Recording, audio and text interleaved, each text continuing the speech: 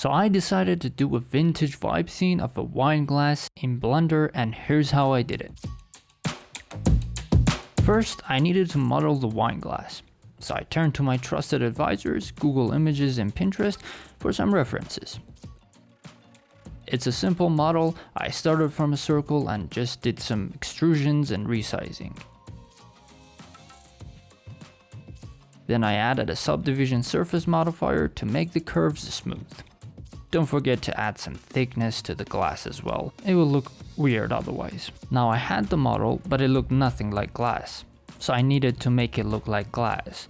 To do that, in the Principled BSDF shader, I cranked up the transmission slider, reduced the roughness because glass ain't rough, set the IOR to glass IOR, which is roughly 1.5. And if you don't know what IOR means, it stands for index of refraction. It is basically fancy talk for how much you want to bend the light when it goes through the material. It's pretty important for realism.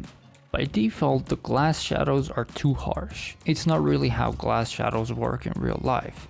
To fix that, I mixed the shader up with a transparent BSDF to make it softer. Just make sure you're using the light path node for the factor. This way you make it so that it only affects the shadows and not the whole party.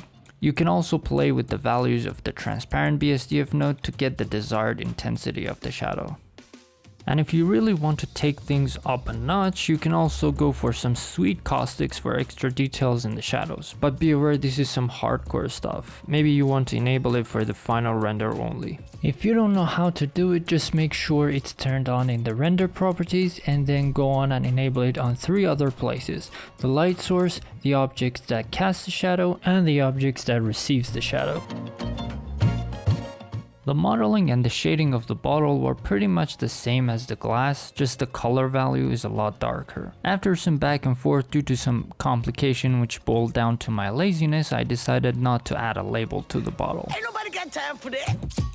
I wanted to place the bottle and the glass on one of those wooden boards that you have in the kitchen that you like cut salad on. I have no clue what they're called. A cutting board, that makes sense. Okay, that's just a cube, resized it, added some bevel. I didn't want to bother with it too much, just slap some Quixel textures on it, and just like that. Beautiful.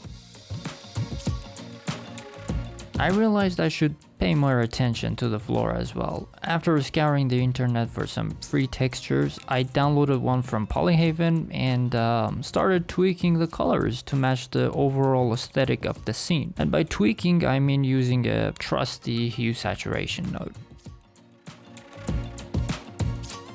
According to my reference, adding some cloth to the left of the scene was a must. And since I had zero experience with cloth simulation, this project was perfect, because I got to learn about cloth sim.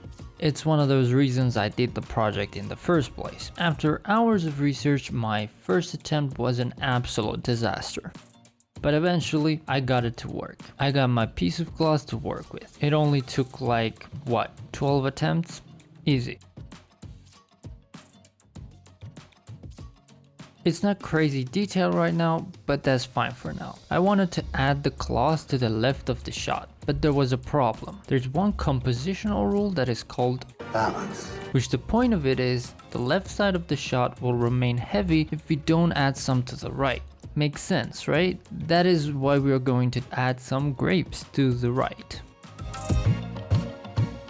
You can probably imagine the modeling wasn't that complicated. The only part worth mentioning is I added a displacement modifier with clouds texture to add some bumps and stuff. But the shading process was, well, a process.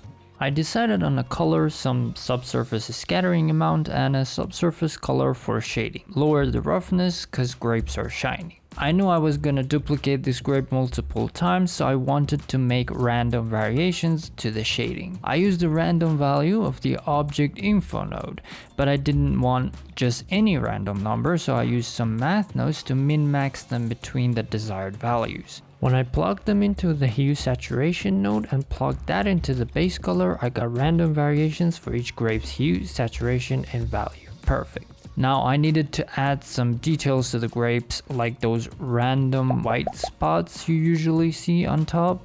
Again, I have no idea what they're called, but you know what I mean. So I used noise texture and a color ramp to control the colors more. I made them rougher than the grapes, mixed them with the other shader, and used noise texture as the mix factor. Again, I randomized the mapping and the scale of the noise texture to get more variation. And that's the grapes, looking good. Perfect.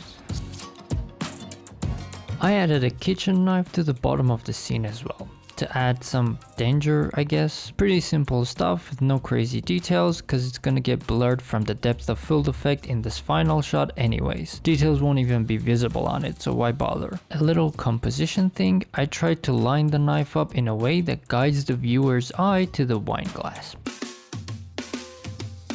Then I added some more details to the cloth using the cloth brush and the cloth filter brush. Slapped some textures on it, and that's it for the cloth. The glass and the bottle were too perfect, and that's not good for realism. You never want that unless you're doing a commercial for a cleaning product. Anyways, almost never want perfection, so I picked up a free scratches image from FreePic, UV unwrapped the glass and the bottle because nothing says fun like that, then hooked the texture up to the shader as a roughness map, so it breaks it up a bit. Since white means rough and black means not rough, and I wanted the scratches to be rough, I had to invert the image. I used the color ramp for that and adjusted the values to my liking. It ended up quite subtle, but I guess it's better than nothing. At this moment I realized I forgot about the wine itself, and it's a pretty important part. So to do that, I quickly duplicated the surface of the glass and made it like wine. Then zeroed the roughness and added subsurface and proper IOR. Fun fact, the wine's IOR depends on the percentage of alcohol, which is also different in each country. And I averaged it out to something like 1.345. I don't know, I thought it was a fun fact. What are we doing? Also, I hooked it up with a volume absorption node so that it absorbs the light, makes the edges a bit darker. I used the HDRI graph from the Polyhaven as a fill light and for the reflections on the glass and the bottle. I completely reduced the saturation of the image. I wanted no color from that. It's a helpful thing to do when you're shading stuff as well. If it's a color heavy HDRI and you don't desaturate it, what you see when you shade will be a lie. Damn. It's a moody scene. I added only one light and I adjusted it with the direction of the window in the HDRI image.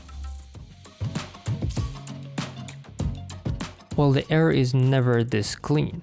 It will look boring if it's this clean. The solution for that was to add a principled volume shader to a cube that covers the whole scene, and then adjust the numbers and add a noise texture to break it up a bit and make the mist, fog, atmosphere, or whatever you want to call it, not so flat. To make it a bit cooler, I decided to add more fog behind the glass. I had a couple of ways in my mind to do that, but ended up just duplicating the volume cube, changing some of its stuff, scaling it, and putting it behind the glass and the bottle. Some depth of field and we're looking good for a render.